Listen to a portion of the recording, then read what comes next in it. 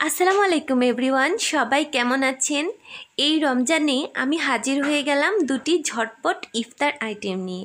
একটি হচ্ছে ছোলা বুট ভুনা এবং অন্যটি হচ্ছে পেঁয়াজু। তো যদি আপনাদের ভালো লাগে অবশ্যই একটি লাইক দিয়ে দিবেন এবং সম্পূর্ণ রেসিপিটি দেখুন স্কিপ না করে। এই ছোলা বুট ভুনা করার জন্য আমি এটাকে ওভারনাইট ভিজিয়ে রেখেছিলাম। এই তো ভিজিয়ে রাখলে কিন্তু ছোলাটা অনেক ফুলে ওঠে।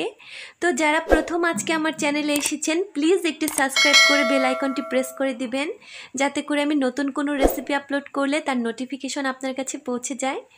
তো ছোলাটাকে এবার এরকম করে আমি সেদ্ধ করে নিব। সেদ্ধ করার আগে এর মধ্যে দিয়ে দিতে হবে সামান্য একটু পরিমাণে লবণ। এতে করে সেদ্ধ করলে ছোলার ভেতরে কিন্তু যে লবণের পরিমাণটা থাকে সেটা চলে যায় এবং ছোলাটা খেতে খুব ভালো লাগে।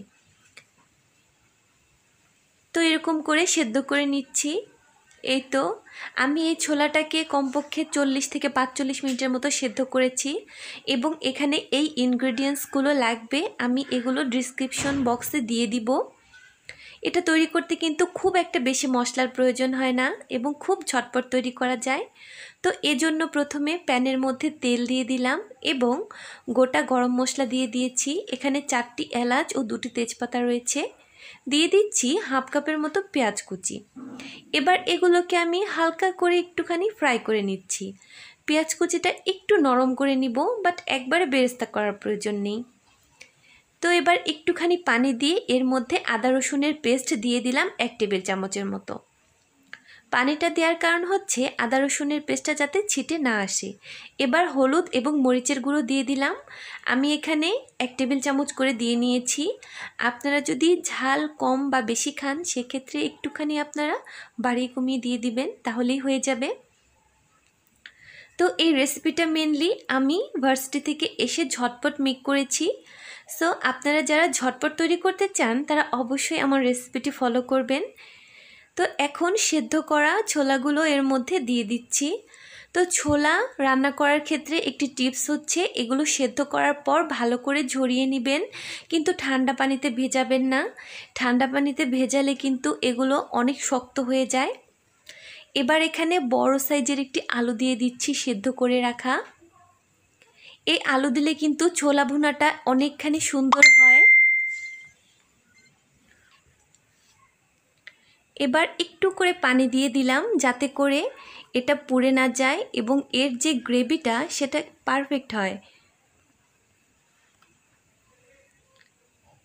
তো এই ছোলা ভুনাটা কিন্তু একদম শক্ত থাকলে খেতে ভালো লাগে না, একটু মাখো মাখো হলে ভালো লাগে। দিয়ে দিচ্ছি কাঁচামরিচ কুচি, ধনেপাতা কুচি। তো ফ্রেশ ফ্রেশ ধনেপাতা দিলে কিন্তু খুব সুন্দর একটি স্মেল আসে, আমার কাছে তো অনেক ভালো লাগে। তো এবার সবগুলোকে এরকম মিশিয়ে নিব। আপনারা যদি চান তাহলে এটা কিন্তু একটু মাখো মাখো রাখতে পারেন, বা অনেকে দেখা যায় যে ড্রাই পছন্দ করে, তারা ড্রাইও করে নিতে পারেন, সমস্যা নেই। এখন দিয়ে দিলাম এখানে 1 টেবিল চামচের মতো ভাজা জিরে গুঁড়ো। এটা দেওয়ার পর ভালো করে মিশিয়ে নিচ্ছি। আপনারা জাস্ট যে ইনগ্রেডিয়েন্টসগুলো দিচ্ছি এগুলো একটুখানি খেয়াল রাখবেন, তাহলেই কিন্তু পারফেক্ট হবে। এবং এটা খেতে যে এত অসম্ভব মজা হয় সেটা কিন্তু দেখে বোঝার উপায় নেই। এই রেসিপিটা আমার মায়ের হাতের করা। আমার মাকে দেখতাম সবসময় রমজানে এরকম আলু দিয়ে এই ছোলা মাখাটা করতেন, খেতে খুব ভালো লাগতো। সেজন্য ঝটপট আজকে আপনাদের জন্য নিয়ে আসলাম এই সহজ রেসিপিটা। দেখুন এটা কিন্তু এখন পানি অনেকটা শুকিয়ে গেছে। এই তো এখন এটাকে হালকা একটুখানি মাঝারি আঁচে বসিয়ে রাখবো 3 থেকে 4 মিনিট ঢাকনা দিয়ে ঢেকে, দেন সার্ভ করে নেব। এই তো তৈরি হয়ে গেল ভীষণই মজাদার, একদম ঝটপট এবং খুবই অল্প ইনগ্রেডিয়েন্টস দিয়ে রমজান স্পেশাল ছোলা ভুনা। তো দেখুন এর ফাইনাল লুকটা। এখন চলে যাচ্ছি নেক্সট রেসিপিতে। তো নেক্সট রেসিপিটাও কিন্তু একদম ঝটপট।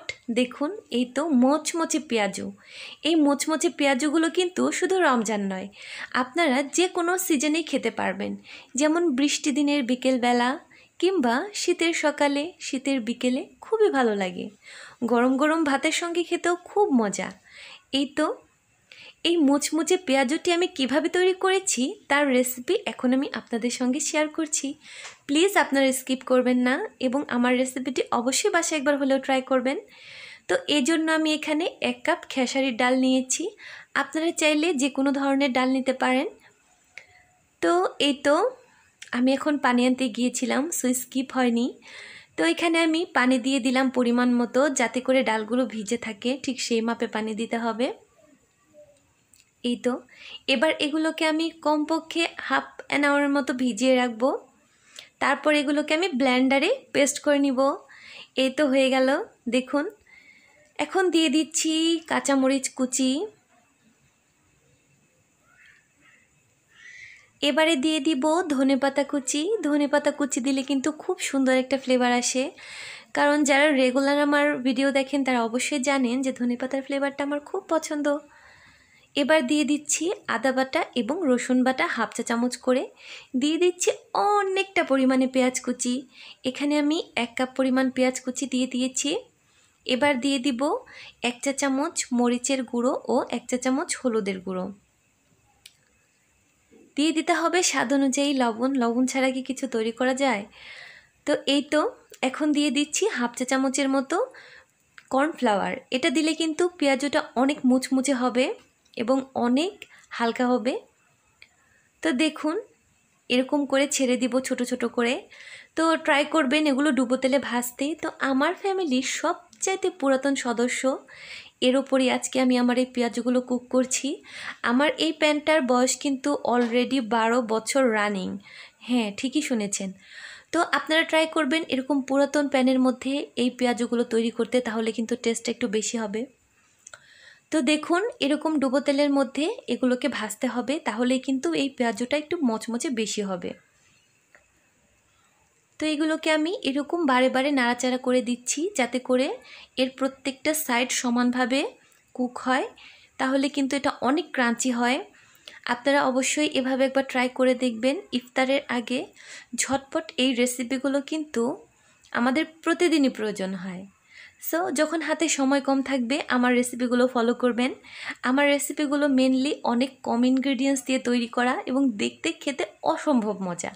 শুধু বেশি ইনগ্রেডিয়েন্টস দিলেই যে মজা বেশি হবে তা কিন্তু নয় বন্ধুরা, রাতে জানতে হয়, তাই না? তো এই তো এগুলোকে এখন আমি ঝরিয়ে নিচ্ছি এবং এগুলোকে অবশ্যই একটি কিচেন টিস্যুর ওপর রাখতে হবে, এতে করে এক্সট্রা অয়েলগুলো সেগুলো কিন্তু অ্যাবজর্ব করে নেবে। তো দেখুন এই তো তৈরি হয়ে গেল ভীষণই মজাদার মুচমুচে পেঁয়াজু। তো এই রমজানে অবশ্যই আমার রেসিপিটি ফলো করবেন এবং কেমন লেগেছে কমেন্ট বক্সে জানিয়ে দিতে ভুলবেন না। আসসালামু আলাইকুম, সবাইকে ভালো থাকবেন।